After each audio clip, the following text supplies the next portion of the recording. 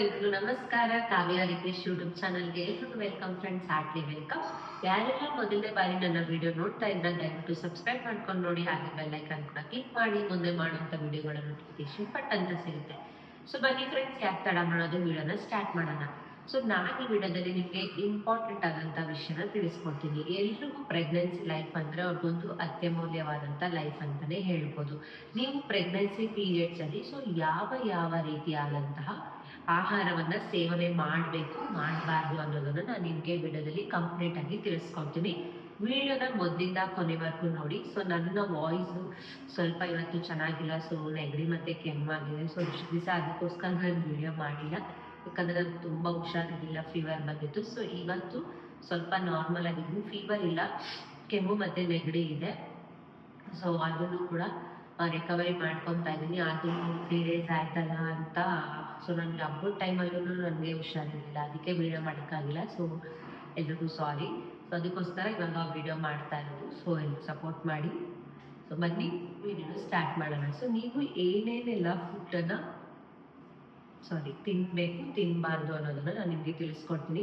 Pregnancy life ಅನ್ನೋದು ಒಂದು ಹೆಣ್ಮಗು ಅಂದರೆ ಒಂದು ಏನಂತಾರೆ, ಹೆಣ್ಣು ಜೀವನದಲ್ಲಿ ಅವ್ರಿಗೆ ಸಿಗೋವಂತಹ ಎಲ್ಲ ರೀತಿಯಾದಂಥ ಸಪೋರ್ಟ್ ಆ ಟೈಮಲ್ಲಿ ಸಿಗುತ್ತೆ.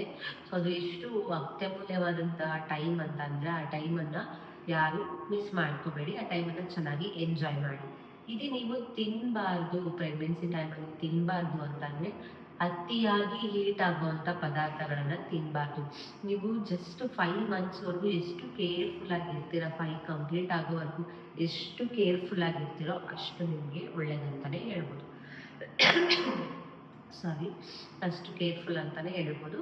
5 ಮಂತ್ಸ್ ಆದಮೇಲೆ ಹೇಗಿರ್ಬೋದಾ ಅಂತ ಏನಿಲ್ಲ, ಅವಾಗೂ ಸ್ವಲ್ಪ ನೀವು ಪ್ರೆಗ್ನೆನ್ಸಿಯಲ್ಲಿ ಫುಡ್ಗಳು ಕಂಟ್ರೋಲ್ ಇರಬೇಕು. ನಾರ್ಮಲ್ ಫುಡ್ಸ್ ನೀವು ತಿನ್ನೋದು ಎಷ್ಟು ತಿಂದರೂ ಏನೂ ಆಗಲ್ಲ.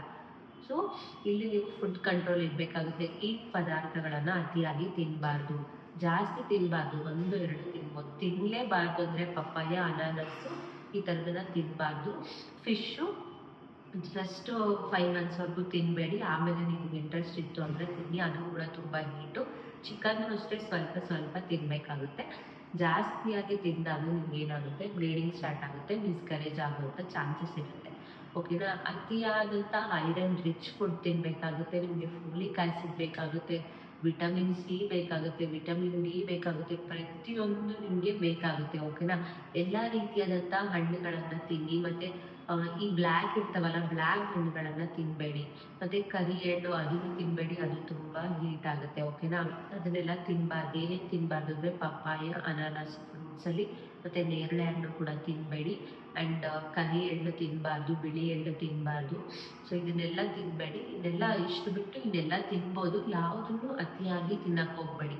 ನಾರ್ಮಲ್ ಫುಡ್ಡಲ್ಲಿ ತಿಂತಾ ಹೋಗಿ. ಅನ್ನ, ಮುದ್ದೆ, ಚಪಾತಿ, ರೊಟ್ಟಿ, ಪಲ್ಯಗಳು, ಗ್ರೀನ್ ಲೀವ್ಸ್ದು ಏನೇನಿರುತ್ತಲ್ಲ ಎಲ್ಲ ಪಲ್ಯಗಳು ತಿನ್ನಿ. ದಂಟಿನ ಸೊಪ್ಪು ಆಗಿರ್ಬೋದು, ದಂಟಿನ ಸೊಪ್ಪನ್ನು ಸ್ವಲ್ಪ ಹೀಟೆ, ಅದನ್ನು ಕೂಡ ಕಡಿಮೆ ಮಾಡಿ. ಸೊ ಹೀಟ್ ಒಂದು ಮೊಟ್ಟೆನೂ ಹೀಟೆ. ಮೊಟ್ಟೆ ತಿಂದರೆ ಮಗುಗೆ ಹೇರ್ ಗ್ರೋತ್ ಆಗಲ್ಲ ಅಂತಾರೆ, ಬಟ್ ವಿಟಮಿನ್ ಪ್ರೋಟೀನ್ಗೆಲ್ಲನೂ ಮೊಟ್ಟೆ ಯೂಸ್ ಆಗುತ್ತೆ. ತಿನ್ನಿ, ಡೈಲಿ ತಿನ್ನಕ್ಕೆ ಹೋಗಬೇಡಿ, ವೀಕ್ಲಿ ಒನ್ಸ್ ಆ ಥರ ತಿನ್ನಿ.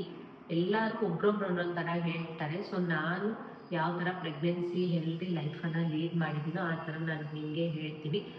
ಡೈಲಿ ಒಂದು ಅರ್ಧ ಅಷ್ಟಾದರೂ ನೀವು ಪ್ರೊಮೊಗ್ರಾನೇಟ್ ತಿನ್ನಿ, ಅಂದರೆ ದಾಳಿಂಬೆ ಹಣ್ಣು ತಿನ್ನಿ. ಮಗು ಕಲರು ಬ್ರೈಟ್ ಆಗುತ್ತೆ. ನೀವು ಅಪ್ಪ ಅಮ್ಮ ಬ್ಲ್ಯಾಕ್ ಇದ್ದು ಮಗು ಬ್ರೈಟ್ ಆಗಬೇಕು ಅಂದರೆ ದಾಳಿಂಬೆ ಹಣ್ಣನ್ನು ತಿನ್ನಬೇಕಾಗುತ್ತೆ. ತಿಂದಾಗ ಮಗು ಕಲರು ಚೆನ್ನಾಗಿ ಬರುತ್ತೆ, ಗ್ಲೋ ಆಗಿ ಬರುತ್ತೆ. ಓಕೆನಾ. ನೀವು ಇದು ತಿಂದರೆ ಬರುತ್ತಾ, ಈಗ ತಿಂದರೆ ಅಂದರೆ ದಾಳಿಂಬೆ ಹಣ್ಣು ತಿಂದರೆ ಬರುತ್ತೆ. ಓಕೆನಾ.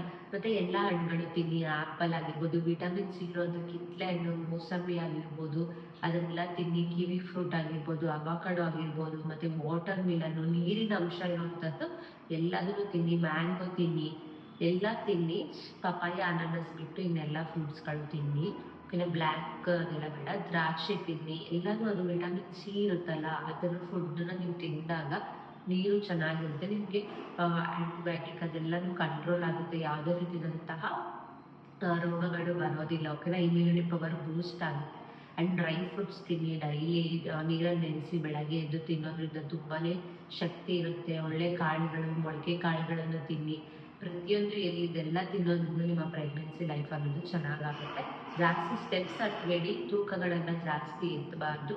ನಾರ್ಮಲ್ ಲೈಫನ್ನು ಲೀಡ್ ಮಾಡಿ, ಬಗ್ಗಿ ಎದ್ದೇಳೋದು ಜಾಸ್ತಿ ಮಾಡಬೇಡಿ ಟಿಲ್ 5 ಮಂತ್ಸ್ವರೆಗೂ. ಇನ್ನು ಇದು ಬಿಟ್ಟರೆ ಎಲ್ಲ ತಿನ್ಬೋದು. ಔಟ್ಸೈಡ್ ಫುಡ್ಡನ್ನು ಕಂಟ್ರೋಲ್ ಮಾಡಿ, ಆಯಿಲ್ ಫುಡ್ಡು ತಿನ್ನಬೇಡಿ.